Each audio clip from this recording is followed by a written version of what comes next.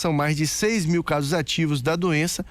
A gente sempre vem falando sobre a lotação dos leitos do Hospital Cléristo Andrade, Hospital de Campanha, mas um público que vem também, infelizmente, preenchendo esses índices, vem crescendo o número de internamentos, são as crianças.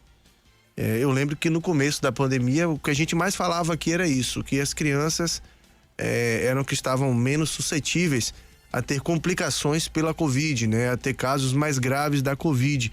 Bom, os números vão aumentando de modo geral e proporcionalmente vão aumentando também os números de crianças internadas aqui em Feira de Santana. Sobre esse assunto, a gente conversa agora com o médico infectologista do Hospital da Criança, referência no tratamento de Covid no estado da Bahia, Dr. Igor Araújo. Doutor Igor, muito bom tê-lo aqui conosco, a gente agradece a disponibilidade de falar com a gente.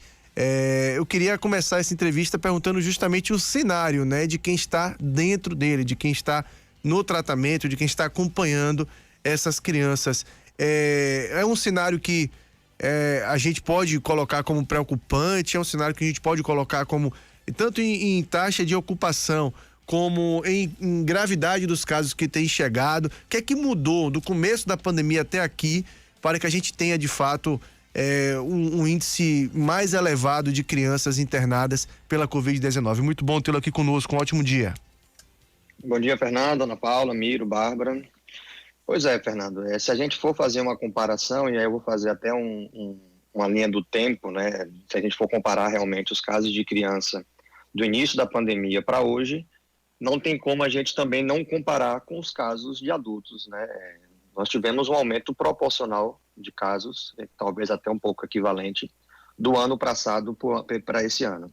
Se a gente for levantar até alguns dados da CESAB, desse mesmo dia do ano passado para este ano, nós duplicamos em porcentagens os casos de crianças. Isso é estatística, isso não tem como a gente correr. Do mesmo jeito que nós também aumentamos, talvez até triplicamos os casos em adultos. Então, se a gente for analisar proporcionalmente, e até para deixar as mães que estão nos ouvindo, e você também como um pai, já nos dá um pouco de tranquilidade de que o aumento foi proporcional, mas nós, inclusive, tivemos muito mais aumentos nos casos de adulto do que nos casos de criança. Uma outra ressalva que vale a pena a gente citar são nos casos de gravidade. A gente costuma dizer de que os dados nos mostram, isso não só na Bahia, Brasil e mundo, de 3 a 6% das crianças que têm Covid são internadas. Então, se a gente for fazer um cálculo básico simples, mais ou menos até do início da pandemia até hoje, nós vamos ter mais ou menos 3.500 crianças internadas durante toda a pandemia. Coisa que isso a gente às vezes vê em 2 dias de internamento em adultos, né, no Brasil. Então, isso nos dá um pouco de tranquilidade de saber e de voltar a afirmar de que crianças evoluem menos grave, que crianças transmitem menos e que as crianças vão ter sintomas bem mais tranquilos e a maioria das vezes até assintomáticas em relação aos adultos. O que infelizmente a gente no Hospital da Criança vê é um pouco que a gente chama na medicina um pouco de viés. O que seria isso? A gente tem um pouco de seleção, talvez um pouco de erro de análise. Por quê? Hoje o Hospital da Criança ele é referência para a internação de crianças com Covid. Então a gente acaba recebendo crianças tanto na porta de entrada, né, a gente chama de na emergência, trazida pelos pais, com sintomas gripais ou qualquer outro sintoma que a gente pense naquela suspeita de Covid, como também regulação de toda a Bahia, né? Então a gente acaba recebendo todas essas crianças, algumas crianças até chegam um pouco tarde para os colegas, e algumas crianças também evoluem para óbito. E aí, novamente, trago mais um dado para deixar vocês pais tranquilos. A taxa de óbito nas crianças, independente de ano, independente de mês, na pandemia, nunca se passou de 1%. Agora, o que é que explica isso, doutor Igor? Por que as crianças são menos acometidas a casos graves da Covid? Claro, se a gente tem uma criança que morra de Covid, é algo que gera preocupação. Qualquer vida perdida por com certeza. Qualquer circunstância é algo que gera preocupação, mas se tratando de crianças, por que elas preocupam menos em relação à Covid do que os adultos? Tem alguma explicação técnica, científica para isso? Ou se tratando de Covid, como é tudo muito novo, a gente está começando a contar essa história agora? A gente já disse que com a experiência mínima, mais de um ano e pouco, a gente já tem algumas coisas que nos revelam, né? A gente tinha algo lá em 2020, no início, de que, não, vamos, fecha as escolas, vamos botar as crianças para casa, não deixe as crianças em contato com os avós, porque as crianças transmitem, as crianças evoluem de gravidade, porque a gente não conhecia essa sétima espécie do coronavírus, né?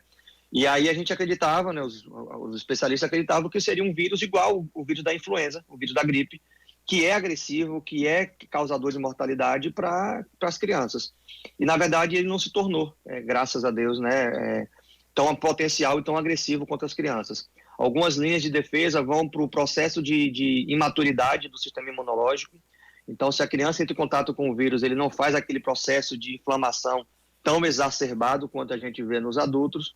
E sem falar que são os receptores, né? A gente brinca de que toda chave tem sua fechadura. O vírus também. O vírus, para entrar no nosso organismo, ele precisa se conectar, ele precisa se ligar a uma proteína, e para essa proteína ele se ligar à célula e para poder entrar. Então, a gente também já vê que as crianças têm menos receptores dessa proteína, que a gente chama de ECA, para poder penetrar no organismo e fazer a sintomatologia. Bom, doutor Igor, a gente tem a situação das variantes também, algo que volta e meia a gente está falando aqui, e hoje o jornal de circulação aqui em Feira, o Folha do Estado, traz em manchete: Feira bate novo recorde de casos e variante P1 predomina na cidade. Como é que tá isso em relação às crianças? Elas têm chegado também com essas variantes?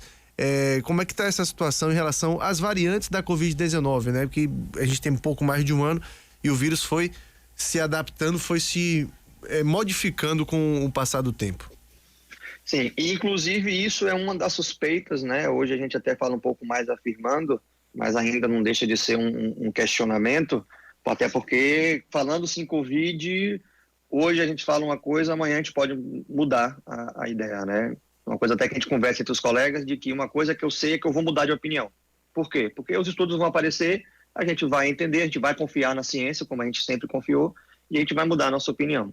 E as variantes são um dos fatores que fazem com que talvez tenha sido aumentado os casos também em crianças, né?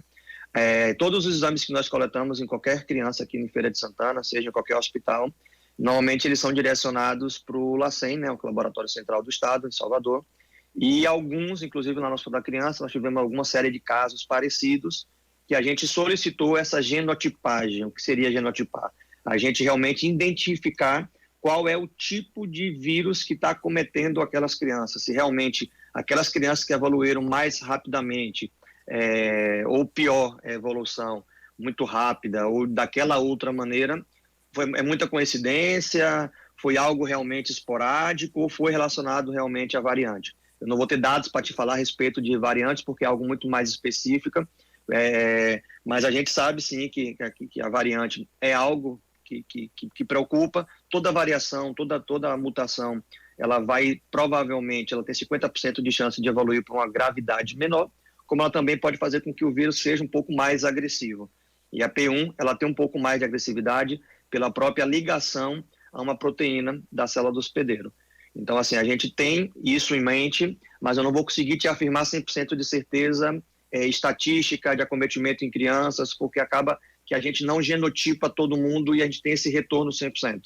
Até pela demora também dos resultados. E o tratamento dessas crianças, doutor Igor, como é que ele tem sido desenvolvido no Hospital da Criança, em ambiente hospitalar? Muda alguma coisa no protocolo de tratamento pela idade, né, por ser criança, em relação ao tratamento do adulto?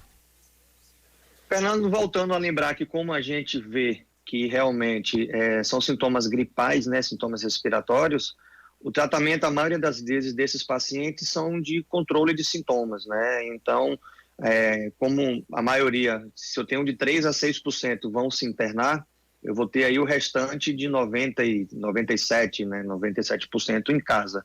E o tratamento ambulatorial a gente vai controlar com sintomas. Com a criança que tem uma tosse, nariz escorrendo, uma garganta arranhando, né, uma dor de garganta, a gente vai estar controlando com sintomas para dor, um xarope se for necessário, se realmente tiver necessidade, lavagem nasal, a nebulização.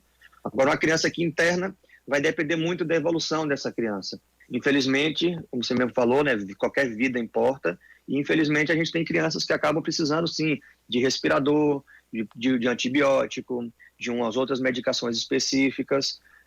Então, assim, a gente vai sempre direcionar, é um quadro gripal, como a gente viu na influenza, algumas evoluem para um quadro de pneumonia, a maioria, eu te diria, até no hospital da criança, tem uma comorbidade, ou seja, já tem uma patologia associada, e a gente tem que estar sempre dando mão dada com aquela patologia. Então, é o suporte para a patologia de base, somado com o suporte para aquela criança, de acordo com os sintomas que ela está apresentando.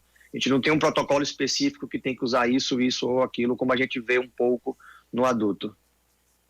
Bom, doutor Igor, a gente tem uma discussão muito grande, né, em todo o estado, a nível nacional, e é importante, eu digo sempre isso, que a gente ouça os especialistas, que a gente ouça os médicos, né? Como é que a comunidade médica tem encarado uma possível volta às aulas presenciais? A gente teve algumas tentativas, inclusive em Salvador, né? Teve um colégio particular em Salvador que retomou as aulas particulares, depois suspendeu novamente. Essa discussão volta e meia acontece aqui em Feira, até porque o ensino remoto, há quem diga que não tem a mesma eficácia, né, do que o ensino presencial, de fato, para crianças, porque é um público muito específico. Como é que a comunidade médica, o senhor como pediatra, como infectologista que atua nessa área, como é que vocês têm encarado uma possível volta às aulas? Como é que tem encarado essa questão? Vou começar até falando um pouquinho assim, cautela sempre, né? Talvez o que eu fale, alguns pais vão gostar, né? Algumas mães também, até porque a gente conversa entre as pessoas e até entre os colegas. Confesso que às vezes alguns colegas falam assim, você é maluco, mas assim, eu sou a favor de volta às aulas. Eu acho que a escola tem que ser a última a ser fechada e a primeira a ser aberta ou reaberta. Não por eu achar. Novamente, a ciência, a gente tem que confiar nela, né? A Bahia não tem como ser diferente do mundo. Não é possível que só na Bahia vai ser diferente. Nós temos vários estados no Brasil, nós temos vários países, como Inglaterra, Estados Unidos, inclusive na Ásia, que voltaram a abrir as escolas, e eles viram que, comparando aquela população com a população que não abriu as escolas, a taxa de aumento, principalmente em criança, foi insignificante para a gente determinar que a escola foi responsável realmente por aquele aumento. Então, se eu tenho um lugar que tem um estudo, que tem algo robusto, que me dá uma tranquilidade, por que a Bahia tem que ser diferente? Então, eu entendo a cautela, toda vez a gente começa a pensar, aumenta os casos, os pais ficam reticentes, ficam preocupados, no próprio consultório a gente vê isso, eu questiono muito eles, eu indago muito eles, né? Falei, e aí, as aulas voltando, vamos mandar? Ah, doutor, eu fico meio com receio, tudo mais, meu filho não usa máscara. Então, a gente fala que o adulto hoje é muito maior transmissor da doença do que a criança. A gente costuma dizer que a criança ela tem um poder de transmissibilidade 1/3 do que o adulto tem. Então, é muito mais tranquilo e muito mais esperado eu ter um adulto com sintomas dentro de casa e esse adulto transmitir para uma criança do que a criança com sintomas dentro de casa transmitir para o adulto. Não estou dizendo que não vai existir, mas a probabilidade, a porcentagem é muito menor. E os estudos nos garantem isso, de que eu tenho uma criança com sintomas dentro de uma sala de aula, claro, acreditando que aquele pai vai ser consciente dos seus atos, não vai mandar um filho com suspeita para a escola, mas a partir do momento que eu tenho aquela criança com sintomas, eu isolo aquela sala, fico em observação, que a gente chama de quarentena, né, o restante das crianças, inclusive aquele professor, e a taxa de transmissão dessa criança para esse outro grupo de crianças foi insignificante comparado ao que a gente vê na sociedade aqui fora das escolas. Então, isso faz com que a própria Sociedade Brasileira de Pediatria retifique a importância da volta às aulas, do retorno. Hoje eu digo que o impacto na saúde mental dessas crianças, em consultório, em dia a dia da família, tem sido muito, mas muito importante em relação a gente comparar com Covid, gravidade e internação. Então, associado a isso, eu retifico a minha opinião. Eu sou muito a favor de volta às aulas, eu acho que a gente tem que voltar sim, com cautela, sem lembrar que eu tenho que deixar isso amarrado, né? Secretaria de Saúde com Secretaria de Educação, deixar bem organizado. O Brasil é um país de um hemisfério continental. Então, a gente tem que ter realmente entendimento de que como é que vai voltar às aulas. na escola particular e na escola pública. Eu vou ter uma facilidade de lavagem das mãos, orientação dos professores. Então a gente requer, não é fácil, vamos voltar e pronto. Porque o colega lá que é especialista falou na rádio, vai ter que voltar. Não, a gente precisa realmente amadurecer a ideia, mas a gente precisa amadurecer a ideia para ontem. Bom, doutor Igor, o senhor tocou num ponto aí muito importante, né? O próprio dano mental à criança que não está frequentando a escola, não está tendo contato com colegas, não está tendo atividades educativas de fato, por mais que os pais se esforcem, não são profissionais nem em educação infantil, são profissionais do próprio filho, mas em educação infantil é claro que se precisa também ter esse auxílio profissional. Já há essa demanda, o senhor já tem notado em contato com crianças esse dano psicológico nesse sentido, da falta da interação com outras crianças, da falta da interação social ocasionada pela Covid? Sim, muito, com certeza. Hoje quando a gente vai para o consultório e a gente pega uma criança de um pouco maior de idade, ali 2, 3, 4 anos, a gente já sabe, já passa um pouco na nossa cabeça de que vai vir algum questionamento a respeito de talvez algo emocional, algo de atraso, né? Atraso de linguagem, atraso de cognição, crianças mais estressadas, crianças mais dependentes de tela, que acabam atrasando e trazendo também essa repercussão na cognição deles. Então, a gente vê que muitas vezes é muito mais um adulto se privando. Eu peguei essa semana uma mãe que só mora ela, o pai e a criança. Eles dispensaram a secretária pelo risco dessa pessoa estar entrando em contato com outras pessoas e com eles. E ela me confessou que estava praticamente há 1 ano e 6 meses trancados dentro de casa. Ele e a mãe, né, o pai e a mãe trabalhando em home office. E a queixa principal foi uma criança de 4 anos que falava pouco, não se expressava direito, era muito mais com gestos.